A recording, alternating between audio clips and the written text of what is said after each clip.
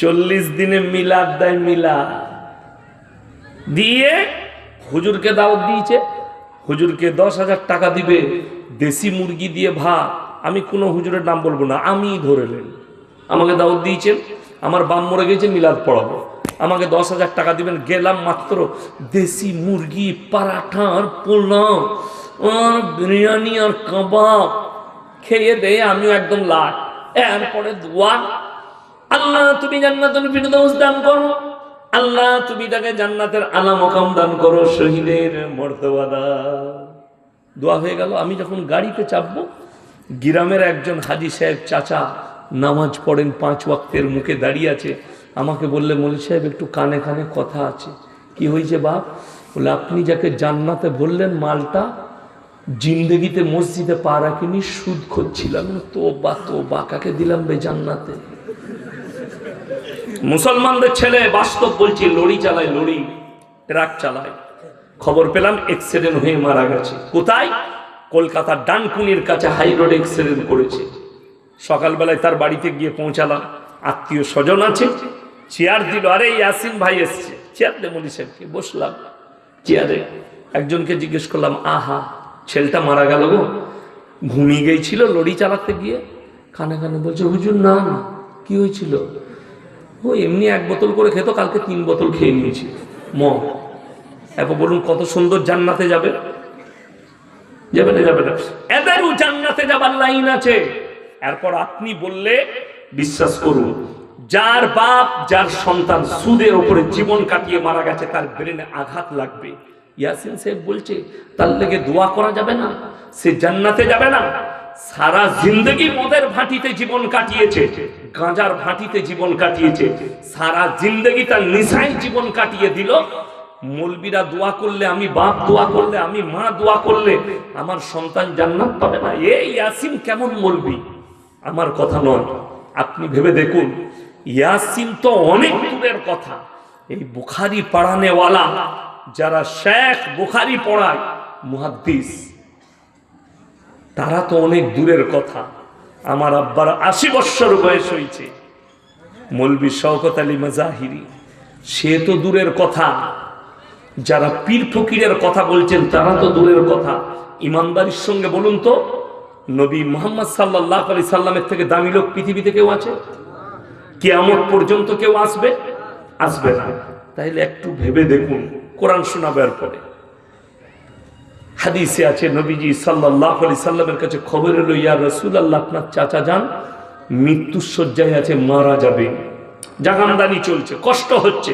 নবীজি ছুটলেন, চাচার হাতটা ধরে বলল, শোনো হে আমার চাচা, আমি মুহাম্মদ আল্লাহর নবী, তুমি খালি একবার কলমাটা পড়ে নাও, আমি তোমার জন্য আল্লাহর কাছে কেঁদে কেঁদে ক্ষমা চেয়ে নিই।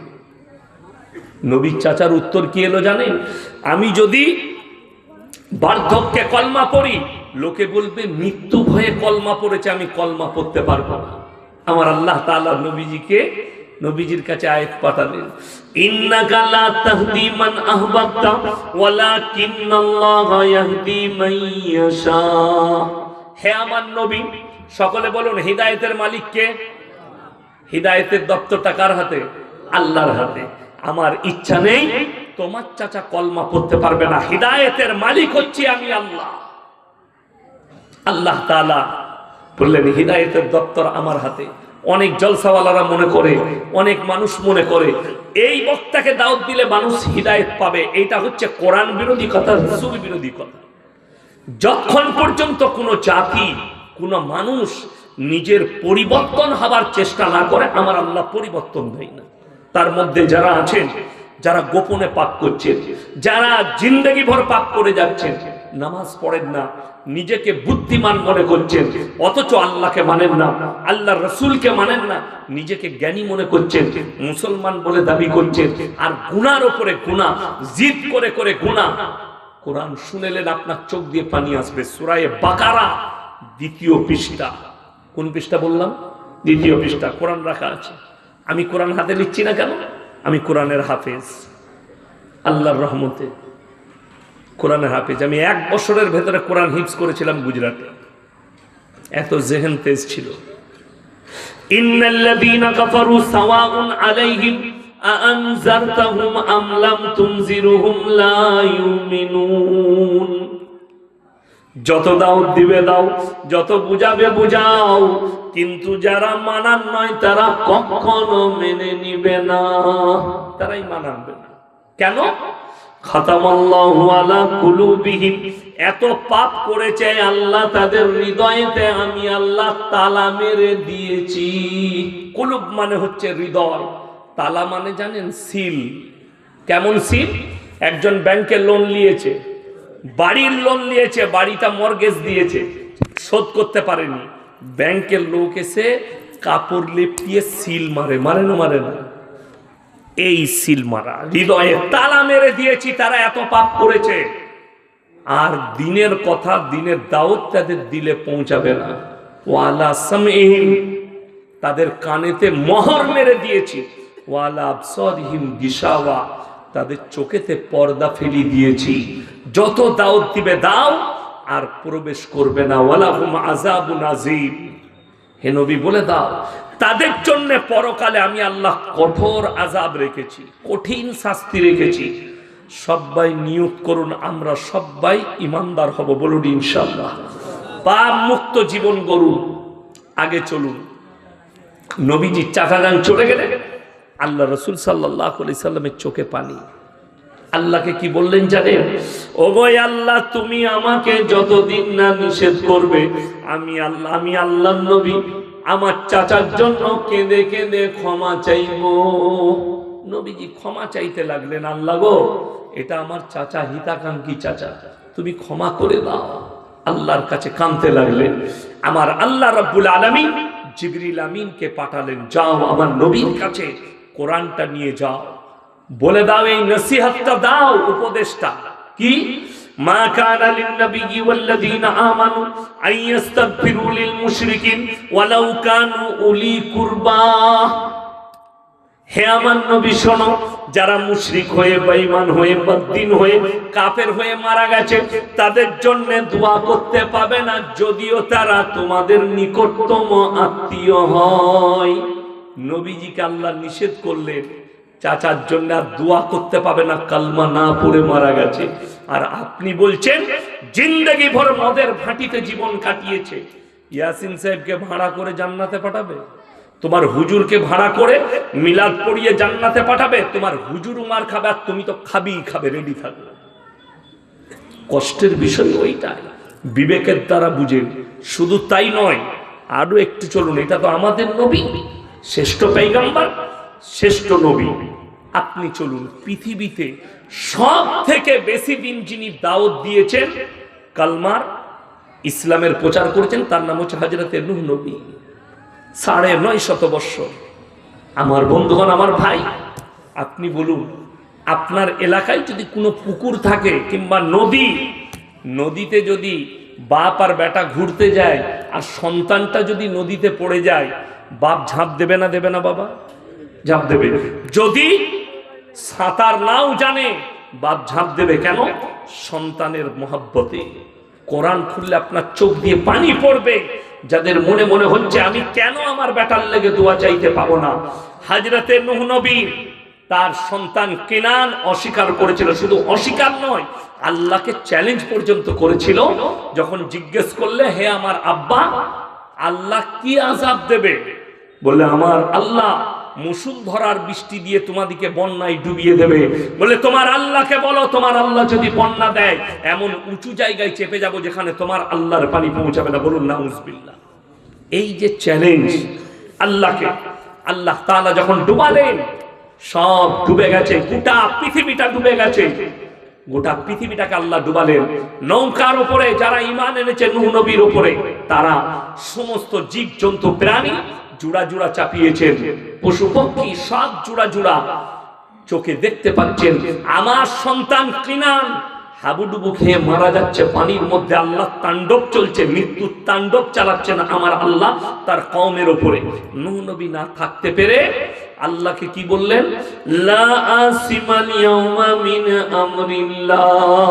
ওগো আল্লাহ, এটা আমার ওরসজাত পুত্র, তুমি একে রক্ষা করো। যেহেতু রক্ত সম্পর্ক, দোয়া করলেন আল্লাহকে, আমার আল্লাহ উত্তর দিলেন লামিনাল খাসিরিন, যে আমাকে মানেনি, আমার নবীকে মানেনি, আমার দ্বীনকে মানেনি, তার জন্য দোয়া করতে পাবে না।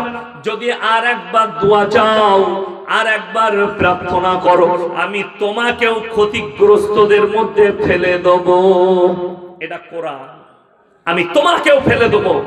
নূহ নবীর হাত নেমে গেল, দোয়া বন্ধ হয়ে গেল, জবান বন্ধ হয়ে গেল সন্তানের জন্য, আর কোন রকমের দোয়া চাইবে না। একজন নবী, একজন পয়গম্বর, সে যদি নিজের সন্তানকে না বাঁচাতে পারে, দোয়া করে আল্লাহ নিষেধ করে।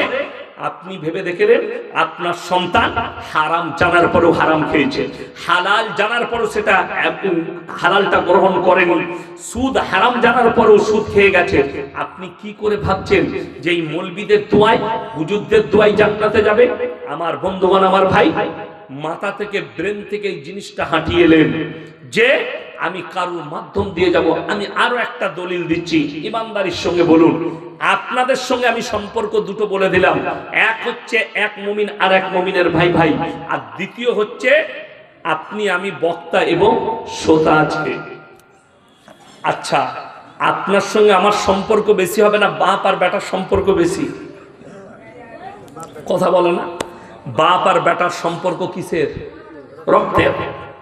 মা আর বিটির সম্পর্ক রক্তের, বাপ আর বিটির সম্পর্ক রক্তের। বড় কষ্ট লাগে একজন স্বামী আর স্ত্রী, তাদের সম্পর্ক হচ্ছে কিসের? রাতের জননী, অন্তরঙ্গ সম্পর্ক, আল্লাহর দেওয়া নিয়ামত। তোমার বিবি, তার সঙ্গে নিরালায়, তুমি তার সঙ্গে শুলে দেখুন একটা জিনিস, কিন্তু একটু ফারাকের জন্য একটা জিনা আর একটা হচ্ছে নেকির কাজ। তুমি তোমার স্ত্রীর সঙ্গে জড়িয়ে ধরে মিলামিশা করবে, নেকি পাবে, তোমার শারীরিক আরাম প্লাস নেকি। তুমি যখন ওইটা পর নারীর সঙ্গে করবে, সেটার নাম হয়ে গেল জিনা, যেটা পাপ। অর্থাৎ এত কাছের সম্পর্ক আমার সঙ্গে আপনাদের সম্পর্ক, বক্তা শ্রোতা মুমিন ভাই, কোরআনকে জিজ্ঞেস করুন কিয়ামতের দিনে এই মৌলবীরা কতটা আপনার কাজে আসবে, পীর আপনার কতটা কাজে আসবে, হুজুর কতটা কাজে আসবে। না হুজুর কাজে আসবে না, আমি বলবো না, কোরআনকে জিজ্ঞেস করুন।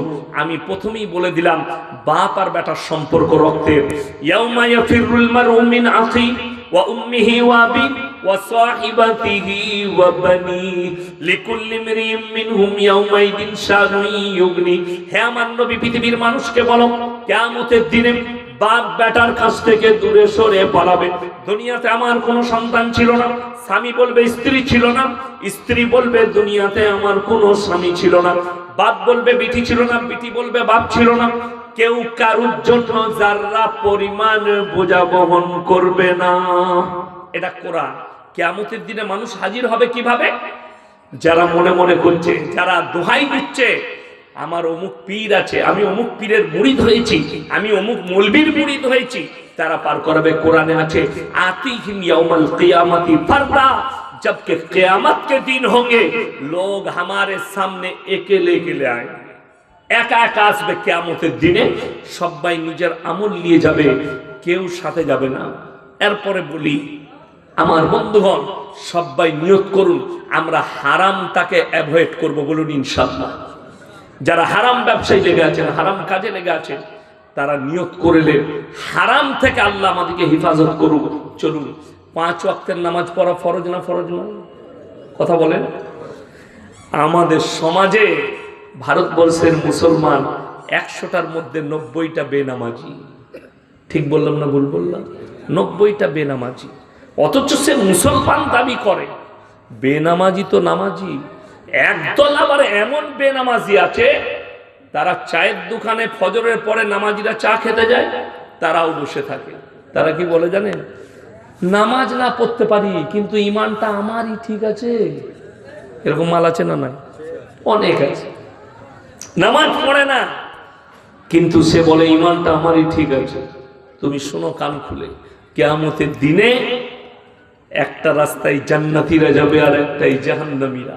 কোরআন বলছে জান্নাতীরা কি বলে দাঁড় করাবে? ফি জান্নাতি ইয়াতাসাআলুনা আনিল মুজরিমিনা মা সালাকাকুম ফি সাকার। এই জাহান্নামী ভাইরা দাঁড়াও দাঁড়াও, তোমরা সাকার নামক জাহান্নামে কেন যাচ্ছ? তাদের এক নম্বর উত্তর যেটা বেরিয়ে আসবে, ক্বালু লাম নাকু মিনাল মুসাল্লিন, আমরা নামাজি মুসল্লিদের মধ্যে ছিলাম না, ওয়া লাম নাকু নুতিমুল মিসকিন, আর আমরা মিসকিনকে খানা খাওয়াইতাম না, ওয়া কুননা নাখুদু মাআল খাইদিন। এটা বড় প্যাথেটিক। দাড়ি টুপি নামাজি মুসল্লিদিকে দেখে হাসি ঠাট্টা বিদ্রুপ করতো, তাদের সঙ্গে আমরাও মাজাক উড়াতাম। কাদের? দাড়ি টুপি নামাজি মুসল্লিদের মাজাক উড়াতাম। ওয়া কুননা নুকাজ্জিবু বিয়াউমিদ্দিন, আর আমরা বিচারের দিবসকে, কিয়ামতের দিনকে মিথ্যা বলে মনে করিতাম। আল্লাহ তাই আমাদেরকে জাহান্নামে পাঠিয়েছে। আমার বন্ধুগণ, সবাই হাত তুলে বলুন, আজ ফজর থেকে কেউ নামাজ কাজা করবে না। হাতটা তুলেন তাড়াতাড়ি ইনশাআল্লাহ। হাত তুলেন, জোরে বলুন ইনশাআল্লাহ। নামাজ কেউ কাজা করবেন না, অনুরোধ করে বলছি, হার হালতে আপনি নামাজ পড়ুন। যারা আমার আগের বক্তা বলছিলেন ভাইজান যে সন্তানকে উঠিয়ে দাও নামাজের জন্যে, রাতের বেলায় ফজরের সময় অনেক বাপ দেখে এটা আমার 10 বছরের সন্তান, ঘুমের ডিস্টার্ব হবে, তার থেকে বড় ওই বেটার জন্য তার থেকে বড় দুশ্মন পৃথিবীতে কেউ নেই, যে সন্তানের ঘুম নষ্ট হবে বলে সন্তানকে উঠাই না, সন্তানের ঘুম নষ্ট হবে বলে। এর থেকে বড় দুশ্মন কেউ নেই। আসরের সময় সন্তানকে যারা মসজিদে পাঠাই না, আজকে বড় কষ্ট লাগে, সব নামাজ আমল ইবাদত সব বরবাদ করেছে এই মোবাইল। সন্তানকে ধার করে মোবাইল কিনে দিচ্ছে। মেয়ে স্কুলে যাবে, মেয়ে কলেজে যাবে, মেয়ে ইউনিভার্সিটিতে যাবে, তাকে দিনা করেও একটা মোবাইল কিনে দিচ্ছে। কিন্তু জিন্দেগিতে মেয়েকে বলে না, মা নামাজটা জীবনে কাজা করিস না, তুমি বালিগ হয়েছো, চলো নামাজটা পড়ো, স্কুল থেকে এলে নামাজ পড়ে লাও, নামাজটা আদায় করে লাও, তারপরে তোমাকে ভাত দিচ্ছি। দুঃখ কোথায় জানেন? একজন মানুষ, একটা ছেলে টিউশন কামাই করলে বাপ মারে, মা অত্যাচার করে। কেন? আরে টাকা দিয়ে টিউশন পড়াচ্ছি, তোমার বাপের টাকাটা সস্তা, এই ভাষা বলে না, বলে না? মা বলে, বাবা বলে, টিউশন পড়াচ্ছি তোমাকে মানুষ করার জন্যে, তুমি এটা ভাবছো না তোমাকে মানুষ করার জন্যে টাকাটা নষ্ট করছো, এইভাবে মারা বলে। কিন্তু একবারও বলে না, হে বাপ, হে আমার মা, তুমি নামাজটা 5 ওয়াক্তের পড়ো, নাহলে দুনিয়া তো কিছুই নয়। যারা মনে করছেন দুনিয়াটা আসল, কোরআনে আছে ওমাল হায়াতুদ দুনিয়া ইল্লা মাতাউল গুরুর, এই দুনিয়াটা তোমাদের জন্য সম্পূর্ণ ধোঁকা। আমার আল্লাহ কোরআনে নিজে বললেন নবীকে, তুমি তোমার উম্মতিকে বলে দাও এই দুনিয়া তোমাদের জন্য সম্পূর্ণ ধোঁকা। সবাই নিয়ত করুন, আমরা নিজেরা নামাজি হব, পরিবারকে এবং সন্তানকে নামাজের দাওয়াত দেব। বলুন ইনশাআল্লাহ। আপনি একজন নামাজি ব্যক্তি, বাড়ি থেকে বেরিয়েছেন, মসজিদে যাবেন নামাজ পড়তে, আসছেন, ছেলেরা মুসলিম যুবকরা মাচায় বসে আড্ডা মারছে, আপনার নৈতিক দায়িত্ব হচ্ছে এবং ইমানি দায়িত্ব হচ্ছে তাদেরকে বলা, এই আজান হয়েছে শুনিসনি, চলো তাড়াতাড়ি গোসল করে মসজিদে আই, চল যা জামা পরে আই, চল নামাজটা পড়েলে। আর যদি জামা পরে বসে থাকে, ডানাটা ধরে মসজিদে নিয়ে চলো, পাক আছিস, পবিত্র আছিস, চল মসজিদে নামাজটা পড়বি, টেনে নিয়ে গিয়ে মসজিদে ভরে দেবে, আপনি নেকি পাবেন। আমার বন্ধুগণ, আমার ভাই, পৃথিবীতে আল্লাহর কাছে 3টে মারাত্মক নিকৃষ্ট পাপ, তার মধ্যে 1 নম্বর হচ্ছে শিরকের পাপ, শিরক। আজকে মুসলমানদের একদল উঠে পড়ে লেগেছে, আল্লাহ রাসূলের হাদিসে আছে, কিয়ামতের পূর্বে আমার এক শ্রেণীর উম্মতি তারা মুশরিক হয়ে যাবে, কাফের হয়ে যাবে, নামটা মুসলমান থাকবে, তাদের চেহারা মুসলমান থাকবে, তাদের আকীদা তারা দেখাবে, তাদের আকৃতি মুসলমানের মতো থাকবে, কিন্তু তারা কাফের আর মুশরিক হয়ে যাবে, তারা ঈমান হারা হবে। কেন? যখন দেখতে পাবে তারা কবরের উপাসনা শুরু করেছে, তারা গাছের উপাসনা শুরু করেছে, তারা আপনার ঢিপির উপাসনা শুরু করেছে, তারা ঠাকুরের উপাসনা শুরু করেছে। আজকে কষ্ট লাগে। আমি কালকের জলসায় বলেছি, কেন? সেখানে অনেকগুলো দোকানদারি ছিল, আমি তখন একটাই উত্তর দিয়ে সেখানে বলে এসেছি যে আমার ভাই, অনেক মুসলিম ছেলে, একটা ছেলে দোকান লাগিয়েছে মুর্শিদাবাদে গত 3 দিন আগে জলসায়। তো সেই ছেলেটা কিসের দোকান লাগিয়েছে? খেলনা ফেলনা বাচ্চাদের বেচছে, তার সঙ্গে এক গাদা পুতুল বিক্রি করছে। পুতুল বুঝেন তো? ডল পুতুল। কোনো মুসলমান ছেলে দেখবেন কাপড়ের বাঘ ভালুক ইত্যাদি তৈরি হয় না, ওগুলো বিক্রি করছে। ওই ছেলেটা আমার সাথে মোলাকাত করতে এলো, বললে হুজুর আমার জন্য দোয়া করবেন। আমি বলি দোয়া কি করে কাজে লাগবে? কেন? আমি বলি তুমি তো ইব্রাহিম নবীর বাপের থেকেও খারাপ পাপ করছো। বলে কেন হুজুর? আমি বলি তুমি পুতুল বিক্রি করছো।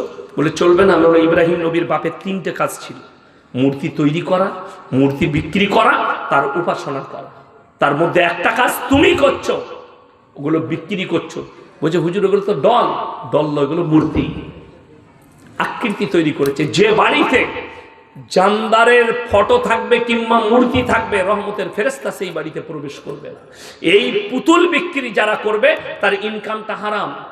যারা প্রাণীর ডল বিক্রি করবে, বাঘের, আপনার ভালুকের, বাঁদরের, এই যে ডলগুলো হয়, এগুলো যে দোকানদার বিক্রি করবে, ওই বিক্রির টাকাটা বিক্রি করাটাও গুনাহ, এবং গুনাহ যখন তার টাকাটাও হারাম। এটা মাথায় রাখবেন, বিক্রি করা যাবে না, ইসলামে নিষেধ আছে। ইব্রাহিম নবী তো নিজের বাপকে দাওয়াত দিয়েছে এটার কারণে। কোরআনে আছে সূরা মারিয়ামে, ইস ক্বালা লিআবিহি ইয়া আবাতি লিমা তা'বুদু মা লা ইয়াসমাউ ওয়া লা ইউবসিরু ওয়া লা ইউগনি আনকা শাইয়্যা। হে আমার আব্বা জান, আপনি কাদের উপাসনা করছেন? যারা হাত পা নাড়তে পারে না, কথা বলতে পারে না, যাদের নিজস্ব কোনো ক্ষমতা নেই, তাদের কিচ্ছু নেই, আপনি তাদের উপাসনা করছেন। এটা তো শয়তানের রাস্তা। আপনি আমার আল্লাহকে বিশ্বাস করুন, আমাকে বিশ্বাস করুন। আজকে দেখুন অবাক লাগে, আপনারা তো অনেক দূরের কথা, আমাদের মতো বক্তা, আমাদের মতো টুপিদারিওয়ালা অনেক মৌলবি, নামের আগে মুফতি লাগানো আছে, নামের শেষে অমুক লাগানো আছে, তার শেষে অমুক পদ লাগানো আছে। এই পদের মানুষ আমি দেখিয়ে দেবো। গত কয়েকদিন আগে দীপাবলির উৎসব হয়ে গেল হিন্দু ভাইদের, সেখানে দেখছি তিনি গেছেন তাদের দীপাবলির স্টেজে, আর গিয়ে বলছেন যে তোমরা মায়ের আশীর্বাদ নেবে, মায়ের আশীর্বাদ লাও, মা সবাইকে আশীর্বাদ করুক, আপনারা আশীর্বাদ নিয়ে যাবেন মায়ের। আমি বললাম এই মৌলবি তোর ঈমান হারা হয়ে গেছে। আর একটা বক্তাকে দেখলাম মুর্শিদাবাদে, স্টেজে গান চলছে, ড্যান্স চলছে, উনি হাত গুটিয়ে নায়িকার পাশে দাঁড়িয়ে আছে। হাই হাই হাই হাই, সমাজ কোথায় গেলাম? কেন এটা? আপনারা কি মনে করছেন আমাকে এমনি দেখছেন? আমাকেও থানাতে মিটিংয়ে ডাকা হয়, এলাকায় আমাকেও ডাকা হয়, কিন্তু কারোর বাপের ক্ষমতা নাই ইয়াসিন সাহেবকে বলে দিবে যে আমাদের দীপাবলির উৎসব আছে, আসুন। আমার উত্তর একটাই হবে, আমার আল্লাহর কাছে যতগুলো পাপ আছে, নিকৃষ্ট পাপ হচ্ছে শিরকের পাপ। আল্লাহ ব্যতীত কেউ কি বিশ্বাস করা, ইমানদারির সঙ্গে। শুধু এরা নয়, মুশরিক কিভাবে হয়েছে বলে দিই। যেমন অনেক মুসলমান একটা শব্দ বার করেছে, আমরা মৌলবীরা হাইরান, আর এই মৌলবীরাও ফেসে গেছে এই শব্দে। এই মৌলবী কটাকে জিজ্ঞেস করুন, যারা ওইসব অনুষ্ঠানে গেছে, যারা পুজোর অনুষ্ঠানে গেছে। এক হারামখোর মিডিয়াওয়ালা, মেয়ে ছেলে মিডিয়া, আমি তার নাম উচ্চারণ করবো না, কলকাতা, আমার একটা বায়ানকে কাটিং করে হিন্দু মুসলিমের বিভেদ লাগাতে চেয়েছে। কি বলেছে দেখুন, এই ইয়াসিন বক্তা কিভাবে সম্প্রীতি নষ্ট করছে। একটা কলকাতার আর কি ইউটিউবার মিডিয়া, সে আমার নাম নিয়ে বলেছে এ সম্প্রীতি নষ্ট করছে হিন্দু মুসলিমের। যদি সম্প্রীতি এইটা হয় যে ধর্ম যার যার উৎসব সবার, মুসলমানরা পুজোতে যাবে, অনুষ্ঠানে যাবে, সেই হারামখোর দিকে বলতে চাই, যদি বাপের বেটা হও, কুরবানির দিন আমি 2টো ষাঁড় জবাই করব, সবাইকে আমার ঘরে দাওয়াত দে, আমি নিজে রান্না করে খাওয়াবো, দেয়া যাবে? দেয়া যাবে? কথা বলে না এরা, দেয়া যাবে না। তাইলে এইটা যদি আপনার অপরাধ হয়, যে কোনো আমাদেরকে থানায় ডাকা হয়, প্রত্যেকটা থানায় ইমাম দিকে ডাকা হয়। কেন ডাকা হয়? এই জন্য ডাকা হয়, আপনারা গিয়ে বার্তা দিবেন, খুতবা দিবেন, মসজিদে ঈদগায় খুতবা দিয়ে বলে দিবেন, তোমরা কুরবানিতে যখন পশু জবাই করবে একটু আড়াল করে নিবে, একটু লুকিয়ে করবে। কেন? ইসলাম কেউ কি করতে শিখায়নি? কষ্ট দিতে শিখায়নি। আল্লাহ নবী সাল্লাল্লাহু আলাইহি ওয়াসাল্লাম বললেন, তোমরা দেখো না, সম্প্রীতি শুনেলেন, ধর্ম যার যার উৎসব সবার, না এটা শরীয়তি ভাষা, না এটা ইসলামী, এটা কোরআন বিরোধী ভাষা, আল্লাহ বিরোধী ভাষা, রসুল বিরোধী ভাষা, কোরআন হাদিস বিরোধী ভাষা। ধর্ম যার যার, উৎসব তার তার, সম্প্রীতি যেটা সেটা তুমি বুঝতে পারো না, এটা আমাদের মতো মৌলবীর কাছ থেকে তোমাকে শিখতে হবে। আর যে মৌলবীরা বলছে যে এটা সম্প্রীতি, আমি দীপাবলির উৎসবে যাব, আমরা ঠাকুরের উৎসবে যাব, সেই মৌলবীদিকে বলবো আমার মাদ্রাসায় ভর্তি হও, তুমি আবার পড়াশোনা করো আমার কাছে, হাদিসটা আরেকবার পড়ো, কোরআনটা একবার পড়ো, ভালো করে শিরকের চ্যাপ্টারটা পড়ো, তবে তোমার বুঝে আসবে, নাহলে বুঝে আসবে না। সম্প্রীতি হচ্ছে, নবীজি বললেন, তোমরা দেখো না তোমার বাড়ির পাশে যে বসবাস করছে, সে হিন্দু হোক, সে দলিত হোক, সে আদিবাসী হোক, সে খ্রিস্টান হোক, ক্ষুধার্ত হলে খাবার দাও, বস্ত্রহীন হলে বস্ত্র দাও, বিপদে পড়লে পাশে দাঁড়াও, এইটার নাম সম্প্রীতি। তার মানে এটা নয় যে তার ঠাকুরের উৎসব হবে আর তুমি যাবে। তোমার আল্লাহর কাছে পৃথিবীতে যতগুলো নিকৃষ্ট পাপ আছে, শিরকের পাপ। এখন দুঃখটা কোথায়, বেদনাটা কোথায়? ইমানদারির সঙ্গে বলুন, আমি ইয়াসিন এখন বেঁচে আছি না নাই? কথা বলছি, যখন বেঁচে আছি, আমার মধ্যে জান আছে। এখন শেখ যদি আমাকে বলে, ইয়াসিন ভাই আমাকে 100 টাকা দাও, পকেট থেকে বার করে দিতে পারবো না? পারবো না? কথা বলেন, পারবো। আচ্ছা, আমি যদি মরে যাই, চাইলে পারবো? একটা মানুষ মরে যাওয়া মানে ক্ষমতা শেষ হয়ে গেল, আর আমার দিবার ক্ষমতা নাই। আশ্চর্য লাগে আমাদের দেশের কিছু মানুষকে দেখে, যে ইয়াসিন এইটা বুঝতে পেরেছেন, ইয়াসিন যখন মারা গেছে ইনি আর কিছুই দিতে পারবেন না, তাইলে আমার কবরে গিয়ে কি করে ভালো মন্দ চাইবি? আমি গোদা বাংলায় বলছি, কথাটা বুঝাতে পারলাম না? পারলাম না? গোদা বাংলায়। বড় আশ্চর্যের বিষয়, আমি হুগলি ডিস্ট্রিক্টে এক জায়গায় জলসা করতে গেছি, আমার বর্ধমানের সঙ্গে সেটা আছে 10 ঘোড়া বলে নাম জায়গা, তারকেশ্বরের কাছে।